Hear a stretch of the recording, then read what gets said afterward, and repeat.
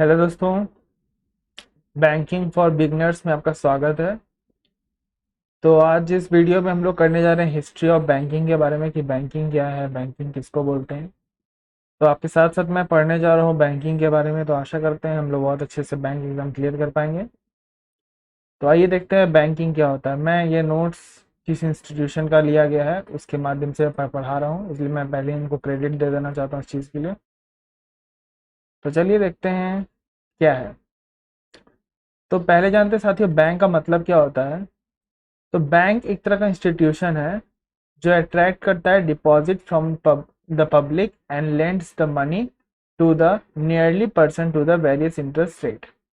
साथियों, बैंक वैसा एक संस्था है ना जो डिपॉजिट लेता है, यानी जो भी डिपॉजिट ले उसे हम क्या कहते हैं, बैंक कहते हैं।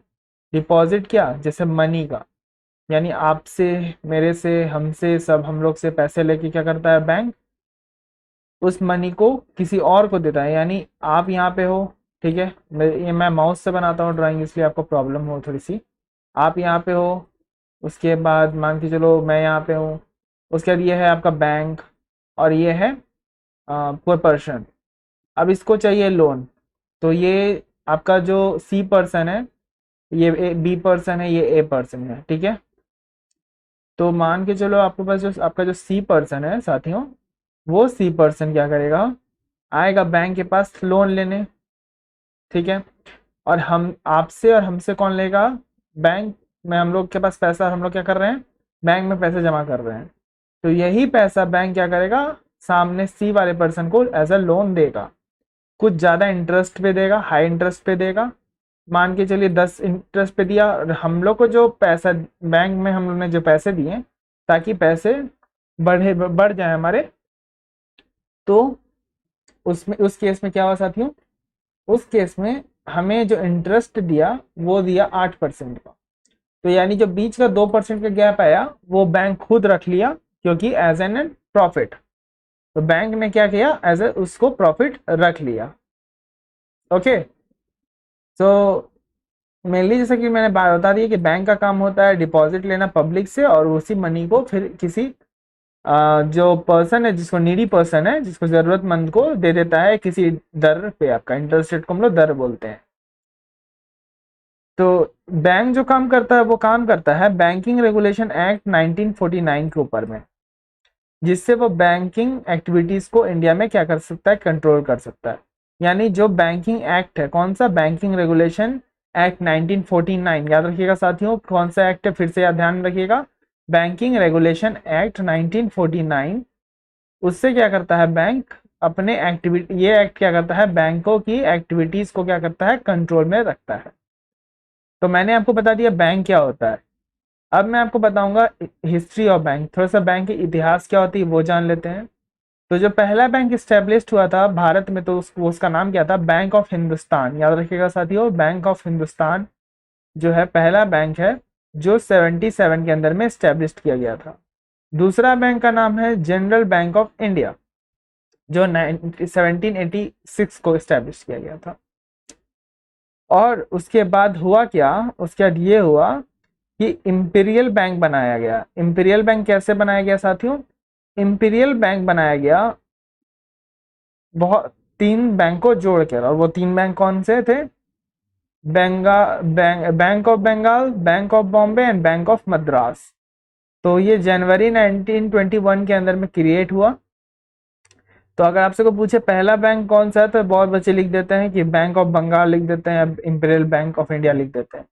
पर सही आंसर साथियों बैंक ऑफ हिंदुस्तान है, क्योंकि ये ईयर भी मायने रखता है।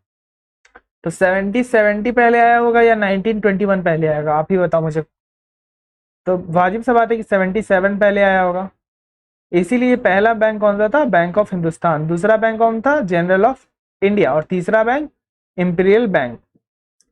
उसके बाद इंपीरियल बैंक जो आपका बना, किसको, तीन बैंकों को मिला के, date is bank of Bengal, bank of Bombay and bank of Madras.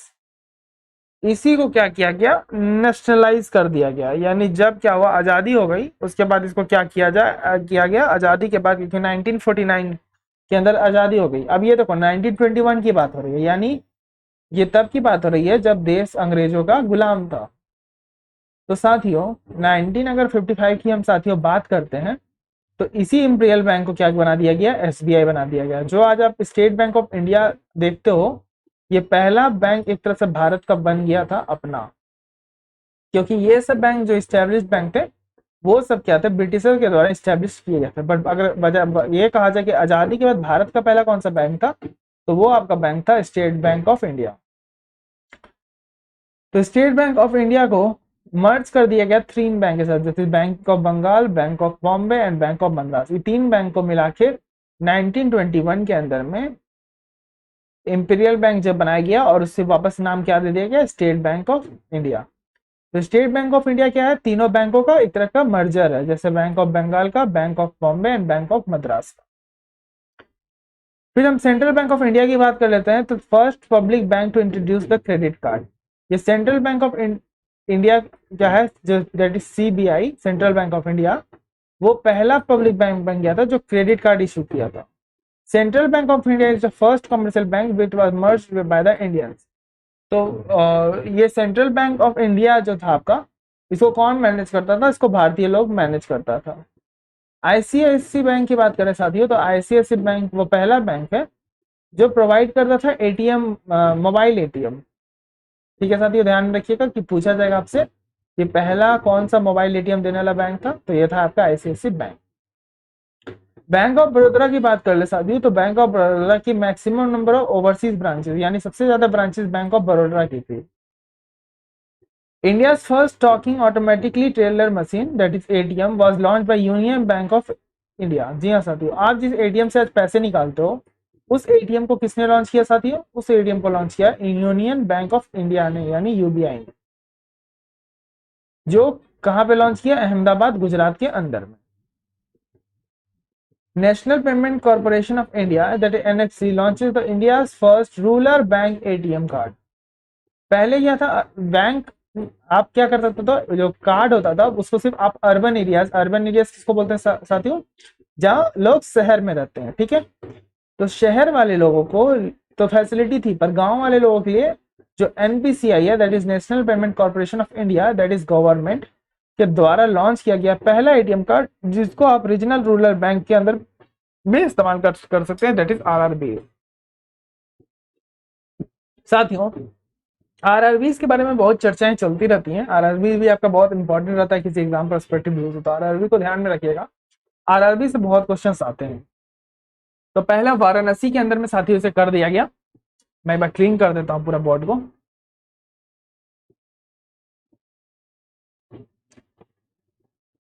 Okay,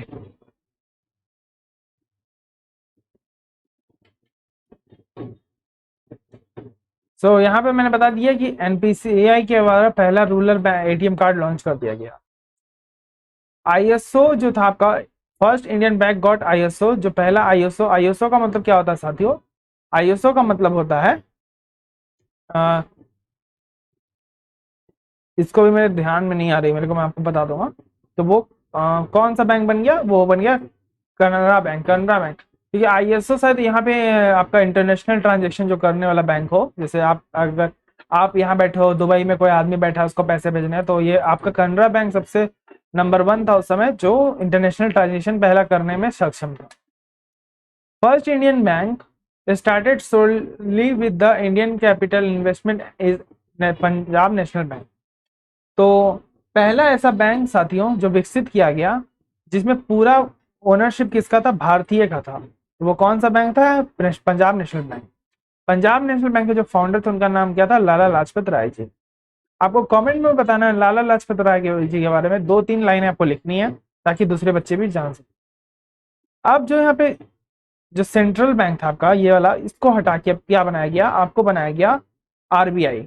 और साथियों आरबीआई कब बना, आरबीआई बना आपका 1935 के अंदर। पहले आरबीआई गवर्नर थे मिस्टर ऑसबोर्न स्मिथ, जो क्या थे, ब्रिटिश सर थे। और आपके जो फर्स्ट इंडियन गवर्नर बने, ये तो पहले गवर्नर कौन थे, मिस्टर ऑसबोर्नी स्मिथ जी। और जो आपके दूसरे पहले भारतीय गवर्नर जो बने वो थे सीडी देशमुख जी, याद रखिएगा।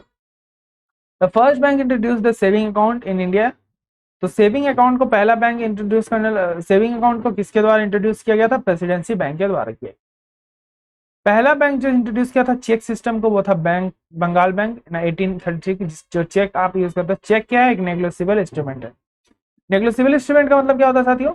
वैसे इंस्ट्रूमेंट जिसपे आप लिख के दे देते हो कि ये बंदा को इतने पैसे दे देना, ठीक है।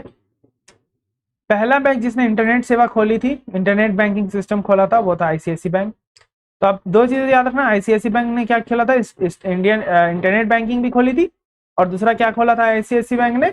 दूसरा आपका खोला था पहला मोबाइल एटीएम। जी हाँ साथियों, यानी ऑनलाइन बेस्ड ही बहुत ज्यादा पहले स्टार्टिंग से काम करना इन्होंने शुरू किया।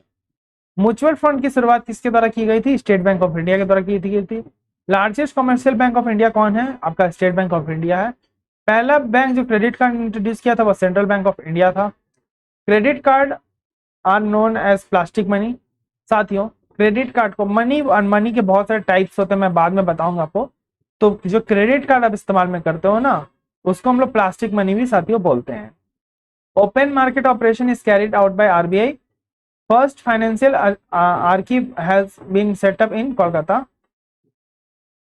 CRR, SLR और repo rate, reserve repo rate are decided by RBI. याद रखिएगा, इसमें छोटी मोटी बातें हैं जो आपको ध्यान में रखनी चाहिए। Saving bank interest and fixed deposit interest loans rate India is decided by individual bankings. The bank which launched money bank accounts in associated with Vodafone, HDFC। तो साथियों, जो मोबाइल बैंक अकाउंट्स था जो एसोसिएटेड था Vodafone M पैसे के साथ, वो HDFC बैंक पहला था, यानी वोडाफोन और HDFC बैंक का कोलैबोरेशन। पब्लिक सेक्टर बैंक सबसे ज्यादा कौन है भारत के अंदर बड़ा? SBI। कॉमर्शियल बैंक कौन सा सबसे भारत के अंदर बड़ा? SBI। प्राइवेट सेक्टर बैंक में सबसे बड़ा बैंक कौन सा है? ICICI bank. फॉरेन बैंक में सबसे अच्छा बैंक कौन है? Standard chartered bank. First Indian bank जो है जो ओपन कर सकता था branch outside of India, bank of India. और ट्रांजेक्शन करने के लिए जैसे कि बता दिया कि पहला ट्रांजेक्शन किसके द्वारा किया था जो फॉरेन में बैठे बैठे, तो वो था आपका कनरा बैंक। कनरा बैंक जो ऐसा था जो आप लंदन में पैसे भेज सकते हो। RRB named Padma grimy bank, अच्छा पद्मा प्राथमा ग्रामीण बैंक, ठीक है। जो पहला नेम्ड RBI नेम्ड प्राथमा ग्रामीण बैंक कब स्टार्ट हुआ था? सेंट्रिक बैंक के द्वारा शुरू किया गया था। पहला बैंक जो इंट्रोड्यूस किया था ATM इंडिया के अंदर में, वो था HSBC 1987 के अंदर में, मुंबई के अंदर। कैपिटल मार्केट को रेगुलेट कौन करता है? सेबी करता है। तो banking and money and monetary authority के बाद तो रिजर्व बैंक टॉप पे आ गया, जो एपेक्स इंस्टीट्यूशन हो गया। बैंकिंग इंस्टीट्यूशन के नीचे तीन तरह के बैंक हो गए, commercial, RRB, cooperative banks. Public sector banking, private sector banking, state cooperative banking. Public sector में दो type, state bank group, nationalised bank. Private sector में दो टाइप, इंडियन फॉरेन। इंडिया में तीन type, old banks, new banks, local areas bank. और state cooperative में central district cooperative and primary credit. तो अब हम लोग कल पढ़ेंगे रिजर्व बैंक ऑफ इंडिया के बारे में। आशा करता हूँ आपको आज की वीडियो अच्छे समझ में आ गई होंगी। अगर आ गई तो प्लीज वीडियो को लाइक कर दीजिए, दोस्तों के साथ शेयर कर दीजिए।